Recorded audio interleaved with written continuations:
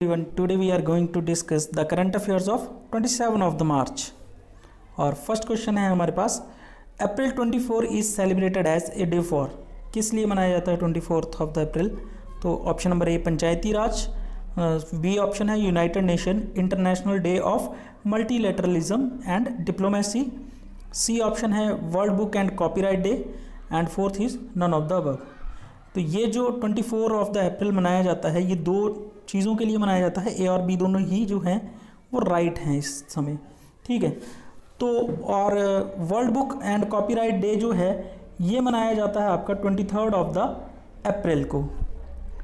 तो इन दोनों डेज जो हैं इनकी बात करें अगर, तो वर्ल्ड बुक कॉपीराइट डे जो है 23 ऑफ द अप्रैल को मनाया जाता है, और इस बार की इसकी थीम जो थी वो थी इंडिजिनस लैंग्वेज, मतलब कि आपको जो है नेटिव लैंग्वेज, मतलब कि अपनी लैंग्वेज में, अपने देश की अपनी लैंग्वेज को प्रेफरेंस देनी है। और ये जो डे है world book and copyright day जो है ये मनाया जाता है UNESCO, United nation education and scientific and cultural education के द्वारा, यूनेस्को के द्वारा। और ये हर साल जो है 23 अप्रैल को मनाया जाता है, क्योंकि ये फर्स्ट टाइम जो है ये मनाया गया था 23 अप्रैल 1996 को। सेकंड में बात करते हैं United Nation international day of multilateralism and diplomacy for piece, ये है 2023 के लिए बनाया गया है, फॉर पीस के लिए। अब पीस को जनरेट करना है पूरे वर्ल्ड वाइड, तो इसमें क्या चाहिए, हमें कॉपरेशन चाहिए पूरे वर्ल्ड वाइड नेशंस की। तो कॉपरेशन के थ्रू जो है पीस को मेंटेन करने का काम किया जाएगा। और ये जो है ये किसने दिया है, यूएन चार्टर, ठीक है। उन्होंने कहा है to achieve the sustainable development goals. तो हमारे टोटल जो गोल्स कितने हैं सस्टेनेबल डेवलपमेंट, तो वो हैं 17 गोल्स। तो यूनाइटेड नेशन चार्टर के द्वारा ये डिक्लेयर किया गया है कि 2030 तक हम जो है ये सस्टेनेबल डेवलपमेंट गोल जो हैं वो अचीव करेंगे। और ये टोटल कितने हैं, 17 हैं, जिनमें आता है कि सारे लोगों में गरीबी नहीं होनी चाहिए, सारे जो हैं इक्वल जो है वर्क, इक्वल पे जो है वो होना चाहिए, और जेंडर इनइक्वलिटी नहीं होनी चाहिए, गरीबी नहीं होनी चाहिए, हंगर नहीं होनी चाहिए। तो ये सारे जो हैं इस तरह के 17 जो हैं गोल्स हैं हमारे आपके यूनाइटेड नेशन चार्टर के द्वारा जो हैं डिक्लेयर किए गए हैं, ठीक है। इसमें आपका एनर्जी एफिशिएंट भी है कि जो देश हैं वो अपने आप में एनर्जी एफिशिएंट होने चाहिए, और एनर्जी जो है वो ग्रीन होनी चाहिए। तो ये कब तक हैं सस्टेनेबल डेवलपमेंट गोल्स, तो ये 2030 तक हैं। अब बात करते हैं जो नेशनल पंचायती राज डे जो है वो मनाया जाता है। अब ये पंचायती राज डे जो है ये मनाया जाता है 24 ऑफ द अप्रैल को। ये क्यों मनाया जाता है, क्योंकि इसी दिन आपके 24 अप्रैल 1993 में जो है वो पंचायती राज जो है वो अमेंडमेंट हुई थी, ठीक है। तो ये कौन सी अमेंडमेंट थी, 73rd अमेंडमेंट थी, 73rd अमेंडमेंट, और 1993 में पंचायती राज जो है पहली बार जो है बनाया गया था। अब इम्पॉर्टेंट चीज़ है, इसी वजह से उस दिन क्या मनाया जाता है, पंचायती राज डे जो है वो मनाया जाता है, क्योंकि अब इसके जो है पूरे 30 साल हो गए हैं, क्योंकि फर्स्ट टाइम जो है ये कौन से ईयर में आया था, आपके 1993 में, और अब जो है 2023 तक इसके 30 साल जो है वो पूरे हो गए हैं पंचायती राज दिवस के, ठीक है। नेक्स्ट क्वेश्चन है, recently which country reserve bank is set to launch a gold backed digital currency to serve as legal tender. अब लीगल टेंडर क्या होता है कि उस देश की करेंसी, जैसे हमारी देश की करेंसी जो है रुपीज़ है, तो ये लीगल टेंडर है। इसमें इस नोट पे क्या लिखा हुआ है कि मैं धारक को 10 रुपये देने का वादा करता हूँ, आप पढ़ सकते हैं उसमें। तो मतलब कि करेंसी को चेंज करने की बात कर रहा है, और ये देश कौन सा है, तो ये है आपका option number B, that is your Zimbabwe. तो जिम्बाब्वे जो कह रहा है वो कह रहा है कि जैसे हमारी करेंसी के विद रिस्पेक्ट टू डॉलर की वैल्यू जो है ज़्यादा बढ़ती रह रही है, जिससे हमारी करेंसी जो है डिवैल्यूएड हो रही है, मतलब कि हमारी करेंसी की वैल्यू जो है वो कम होती जा रही है डे बाई डे। तो इस बीच क्या कदम उठा रही है, ये बोल रही हैं कि जैसे करेंसी की वैल्यू हमारी कम हो रही है, डॉलर की बढ़ रही है, बट जो गोल्ड है उसकी वैल्यू सेम रह रही है विद रिस्पेक्ट टू डॉलर। तो हम क्या करेंगे, अब गोल्ड बैक्ड जो है डिजिटल करेंसी जो है लॉन्च करेंगे, ठीक है, जो कि हमारी डिवैल्यूएशन या उसमें चेंज जो है करेंसी में ज़्यादा ना हो। उस वजह से गोल्ड बैक्ड जो है डिजिटल करेंसी जो है वो कौन सा स्टेट लेके आएगा या कंट्री लेके आएगा, that is your Zimbabwe. Zimbabwe की क्या बात करें तो इसकी जो कैपिटल है वो है हरारे, और ये बात की है रिजर्व बैंक ऑफ जिम्बाब्वे ने, ठीक है, गोल्ड बैक करेंसी। चलते हैं नेक्स्ट न्यूज़ पे। Which company has recently announce to set up the first green hydrogen micro grid project in Ladakh region. तो कौन सी कंपनी है? तो आपके ऑप्शन नंबर है A, that is your Unicops technology limited. New Delhi की ये कंपनी है, और ये कंपनी जो है स्पेशलाइज्ड है आपकी सोलर सेल्स में काम करने के लिए, सोलर डेवलपमेंट में और ग्रीन हाइड्रोजन में। इसी वजह से जो है लद्दाख में ग्रीन हाइड्रोजन को निकालने के लिए वहाँ से जो है इस कंपनी को क्या दिया गया है, इस कंपनी को अनाउंस कर दिया है कि ये जो है वहाँ पे प्रोजेक्ट चलाएगी, ठीक है, वहाँ का प्रोजेक्ट इसे दे दिया गया है।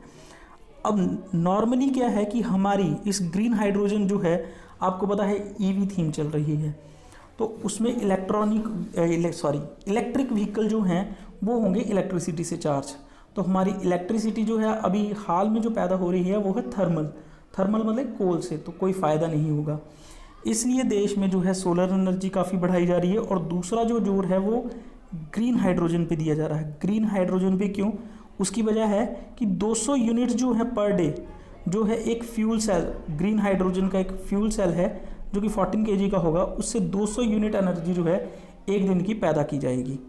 तो जिससे ये होगा कि ग्रीन हाइड्रोजन के जलने से जो है हमारे एनवायरनमेंट को कोई लॉस नहीं होगा, और इलेक्ट्रिसिटी की रिक्वायरमेंट भी जो है वो पूरी हो जाएगी। अभी इलेक्ट्रिक व्हीकल आए हैं पर इलेक्ट्रिसिटी जो है वो थर्मल है, इस वजह से दिक्कत है। तो वो इलेक्ट्रिसिटी के जो सोर्सेज हैं उनको एक्सपैंड करना चाहती है, चाहे वो सोलर एनर्जी हो, चाहे वो ग्रीन हाइड्रोजन एनर्जी हो, चाहे वो आपकी पवन ऊर्जा, ठीक है, एयर एनर्जी।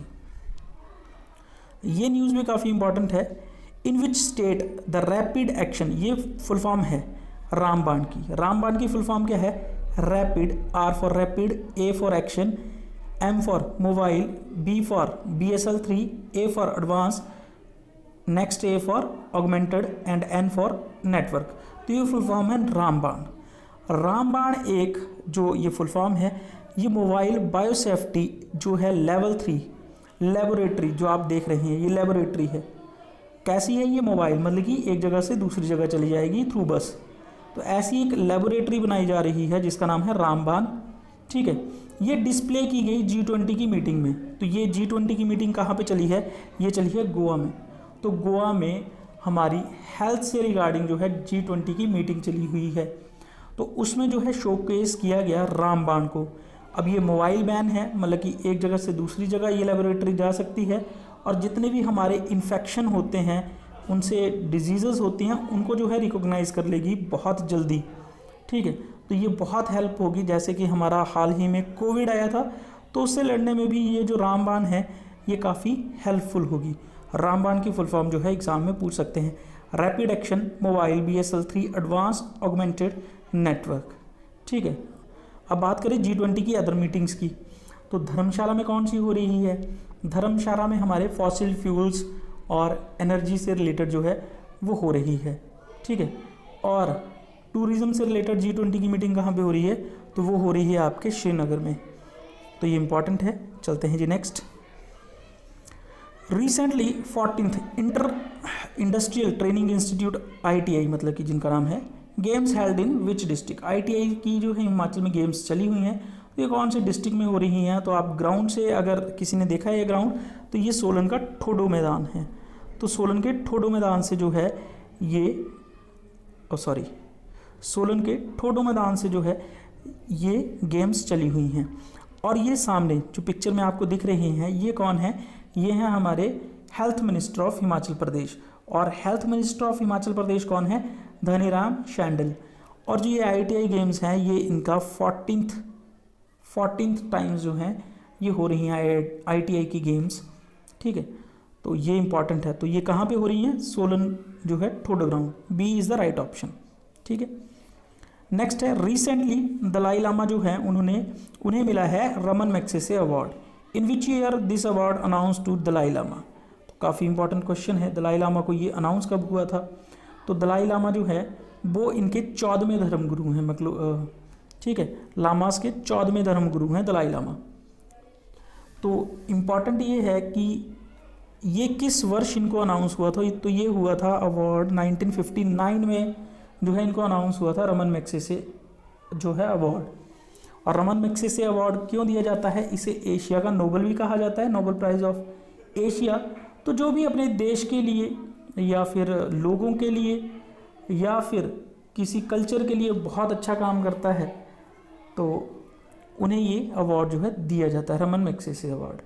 रमन मैग्सेसे जो थे वो प्रेसिडेंट थे आपके फिलीपींस के, तो उनकी याद में जो है ये अवार्ड जो है वो दिया जाता है। अब बात करते हैं इस अवार्ड को 1959 में जो है अनाउंस किया गया था और अभी हाल में जो है इन्हें ये अवार्ड जो है वो दिया गया। अब बात करें कि फर्स्ट इंडियन जो है इस अवार्ड को लेने वाले 1959 में वो थे सी डी देशमुख। तो सी डी देशमुख जो थे फर्स्ट रिसिपेंट थे आपके किसके, आपके रमन मैग्सेसे अवार्ड के। ठीक है जी, हाँ, आई होप कि आपको क्लियर हो गया होगा। और इस साल जो ये अवार्ड है इन्हें दिया गया और इन्हें देने जो है वो कौन कौन आए थे, तो वो 2 लोग आए थे, एक एमी एब्रेरा, ठीक है, उन्होंने ये अवार्ड जो है दलाई लामा को दिया, और दूसरे थे सुजान बी एफान। तो इन्होंने जो है ये अवार्ड इन्हें दिया, आप पिक्चर में देख सकते हैं। नेक्स्ट है recently the Manamadurai pottery from which state earned a geographical indication tag. तो ये आप बर्तन देख सकते हैं, पोट्री देख सकते हैं, इन्हें जो है जीआई टैग जो है मिला है। और ये कहाँ से हैं, तो ये हैं तमिलनाडु के। अब तमिलनाडु में एक स्पेशल टाइप की मिट्टी जो है वो पाई जाती है, ठीक है, और उस मिट्टी से जो है ये उस क्ले से जो है ये बर्तन जो है बनाए जाते हैं। काफ़ी रिच इनका कंटेंट रहता है, काफ़ी अच्छी क्वालिटी के होते हैं। और इन पोट्स की एक जो क्वालिटी है कि ये जो इनका बॉटम होता है, हम जो है वो फ्लैट बॉटम के बर्तन देखते हैं, पर इनका बॉटम जो है बिल्कुल राउंड होता है, परफेक्टली राउंड होता है, ठीक है। और ये स्पेशल टाइप एक क्ले से बनाए जाते हैं, और जो वो क्ले है वो इस रिवर से आती है, वेगाई रिवर, ठीक है। और इसमें जो भी क्ले आती है उससे ये बर्तन जो है वो बनाए जाते हैं, इसलिए इसे जीआई टैग जो है मिला है।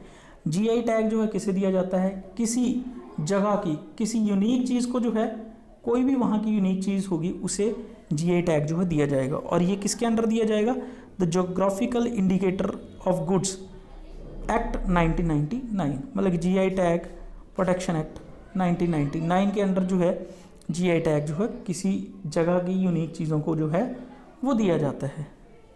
नेक्स्ट क्वेश्चन है हमारे पास, who been awarded Australia's highest civil honour order of Australia for his philanthropic activity. तो ये किसे दिया गया है, तो ये दिया गया है आपके ऑस्ट्रेलिया का हाईएस्ट अवार्ड, ये दिया गया है आपके पिक्चर में आप देख पा रहे हैं रतन टाटा को। रतन टाटा को जो है ये अवार्ड दिया गया है। अब बात करते हैं कि रतन टाटा को ये अवार्ड क्यों दिया गया है, क्योंकि रतन टाटा जो है इन्होंने वहाँ पे काफ़ी अच्छे बिजनेस टाई अप्स हैं इनके, ठीक है, उस देश में इनकी कंपनीज़ हैं, इनके टाई अप्स हैं, वहाँ पे ट्रेड काफ़ी ज़्यादा है, इन्वेस्टमेंट किया है, इस वजह से जो है इनको हाईएस्ट सिविलियन अवार्ड जो है वो दिया गया है ऑस्ट्रेलिया का। और ऑस्ट्रेलिया की अगर बात की जाए तो ऑस्ट्रेलिया की जो कैपिटल है that is your Canberra, currency जो है डॉलर है, और प्राइम मिनिस्टर जो हैं वो हैं एंथोनी अल्बनीज। नेक्स्ट है हमारे पास cyber defence exercise held by NATO in Tallinn. Tallinn जो है एस्टोनिया में है। What is the name of the exercise, तो ये एक्सरसाइज जो है वो हो रही है आपकी साइबर पे। तो इस जो एक्सरसाइज जो है इसको नाम दिया गया है लॉक्ड शील्ड्स, ठीक है। एस्टोनिया के टैलिन में ये एक्सरसाइज हो रही है और इसे नाम दिया गया है आपकी लॉक्ड शील्ड्स, ठीक है। और इसमें जो है 38 नेशंस के 3000 लोग जो हैं वो यहाँ पे पार्टिसिपेट कर रहे हैं। और इसमें सबसे ज़्यादा जो लोग हैं वो हैं आपके नाटो कंट्रीज़। नाटो कितनी कंट्रीज़ हैं, ये 31 कंट्रीज़ का ग्रुप है, ठीक है।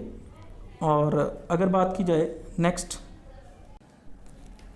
नेटो की अगर बात करें तो नेटो जो है वो 4 अप्रैल 1949 को बना है और इस वाशिंगटन डीसी में जो है ये बना है। और नेटो के जो फाउंडर हैं वो हैं UUFCI। यू मतलब यूनाइटेड स्टेट्स, नेक्स्ट यू मतलब यूनाइटेड किंगडम, F मतलब फ्रांस, C मतलब कनाडा, E मतलब I मतलब इटली। और नेटो का जो हेडक्वार्टर है वो ब्रसल्स बेल्जियम में है। और नेटो का जो है लेटेस्ट मेंबर कौन सा है, 31st मेंबर जो है वो बना है हमारा फिनलैंड। तो फिनलैंड जो है नेटो का 31st मेंबर जो है वो बना है। चलते हैं next. Which country approved countries first abortion pill. तो है अभी आपको पता है अबॉर्शन पिल्स हर कंट्री में अवेलेबल हैं, हमारी कंट्री में तो इतनी ज़्यादा हैं, पर एक कंट्री ऐसी है जिसमें अभी अबॉर्शन पिल जो हैं वो अप्रूव हुई हैं। तो ये कहाँ पे हुई हैं, तो ये हुई हैं आपके option number B, that is your Japan. Japan में जो है ये पिल्स जो हैं अभी क्या किया है, इन्हें अप्रूवल जो है वो मिला है। तो काफ़ी देशों के बाद 10 सालों के बाद ही जो है आफ्टर ए डेकेड जो है इन्होंने इसे क्या किया है, अलाउ किया है। नेक्स्ट है which of the states has installed AI machine to assess food quality for tribal children. तो कौन सी स्टेट जो है ट्राइबल चिल्ड्रन की जो फूड है उसकी क्वालिटी को चेक करने के लिए जो है आर्टिफिशियल इंटेलिजेंस मशीन जो है लगाई गई है। तो ये लगाई गई है आपकी option number A, that is your Maharashtra. तो महाराष्ट्र के स्कूल्स हैं उनमें जो है ये आर्टिफिशियल इंटेलिजेंस मशीन जो है लगाई गई है। आप जैसे पिक्चर में देख पा रहे हैं, इस पिक्चर में क्या है, इसी तरह ये काम करती है। मतलब कि आपने खाना लेके इस मशीन के सामने ऐसे खड़े होना है और वो मशीन जो है वो आपको उसकी क्वालिटी जो है खाने की बता देगी। ठीक है, तो महाराष्ट्र में जो है ये एक जगह है ट्राइबल चिल्ड्रन ऑफ गढ़चिरौली। ठीक है, उनके न्यूट्रिशन लेवल को जो बढ़ाने के लिए ये जो है मशीन इंस्टॉल की गई है। और ये मशीन जो है वो कौन से स्कूल में जो है इंस्टॉल की गई है, तो वो है टोटसा आश्रम स्कूल एट इटापल्ली इन महाराष्ट्र। ठीक है, और ये जो प्रोजेक्ट है ये किस प्रोजेक्ट के अंदर जो ये मशीन लगाई गई है, तो उस प्रोजेक्ट का नाम है भामरगढ़।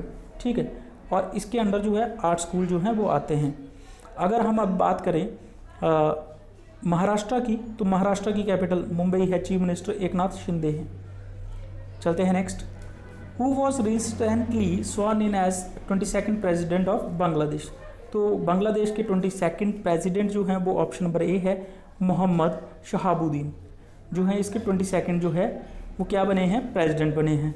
और इसके जो है 21st प्रेसिडेंट कौन थे जो सबसे लंबे समय तक रहे हैं, तो ये हैं आपके मोहम्मद अब्दुल हमीद। ठीक है, ऑप्शन नंबर सी जो है ये इससे पहले थे, मतलब 21st जो थे प्रेसिडेंट थे और ये सबसे लॉन्ग टर्म के लिए रहे हैं अभी तक।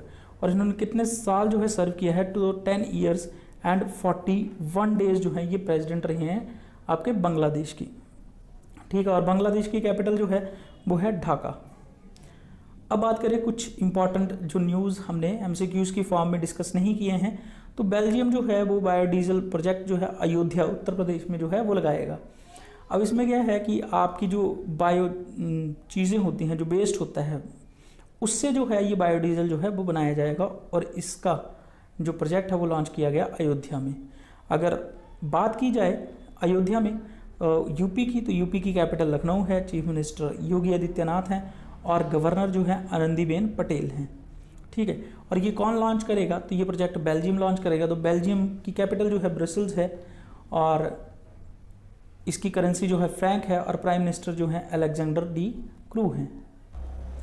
अब नेक्स्ट है हमारे पास, recently the union minister of science and technology जो है वो स्कीम लॉन्च कर रहे हैं सुप्रीम।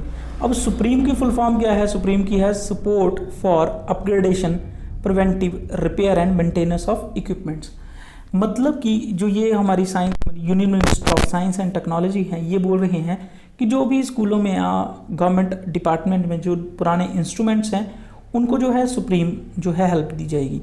बल्कि उनको ऐसे पैसे से सपोर्ट की जाएगी कि जो आपके पुरानी चीज़ें हैं उनको मेंटेन किया जाएगा, उन इक्विपमेंट्स को उनको रिपेयर किया जाएगा। ठीक है, उनको अपग्रेड किया जाएगा अगर अपग्रेड हो सकते हो।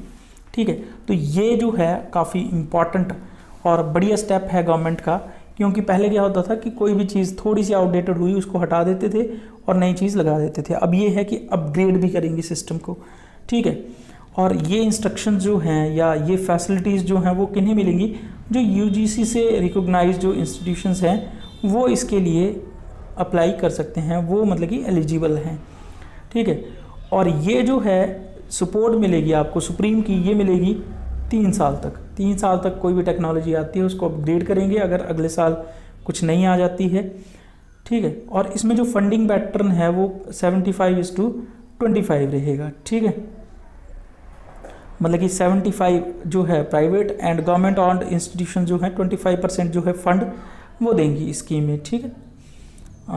तो ये जो स्कीम है वो काफ़ी इम्पॉर्टेंट है और private as well as government sector उन दोनों में ये जो है यूज़ होगी और दोनों ही सेक्टर जो है इसको अप्लाई कर सकते हैं और जो है पुरानी चीज़ों को अपग्रेड किया जाएगा और इससे जो है सपोर्ट फंड जो है वो सेंड किया जाएगा। लास्ट जो हमारा वीडियो था उसमें मैंने क्वेश्चन पूछा था, which state government has recently launch India's first heavy lift logistics eVTOL, जिसका नाम था बोन 5 ड्रोन। तो ये किया गया था option number D, that is your Odisha. Odisha government ने जो है इसे लॉन्च किया। जो ओडिशा स्किल कॉन्क्लेव था वहाँ पे सीएम जो थे इनके नवीन पटनायक, उन्होंने इसे लॉन्च किया है। और आज का जो हमारा क्वेश्चन है, which city is the host of G20 space economy leaders meeting in India. तो ऑप्शन आपके सामने हैं और ये आज का लेक्चर है। आई होप कि आपने लेक्चर को पसंद किया होगा और जो भी मैंने इन्फॉर्मेशन मैं आपको समझाना चाहता हूँ वो आपके समझ में आ गई होगी। And thank you all for attending the lecture.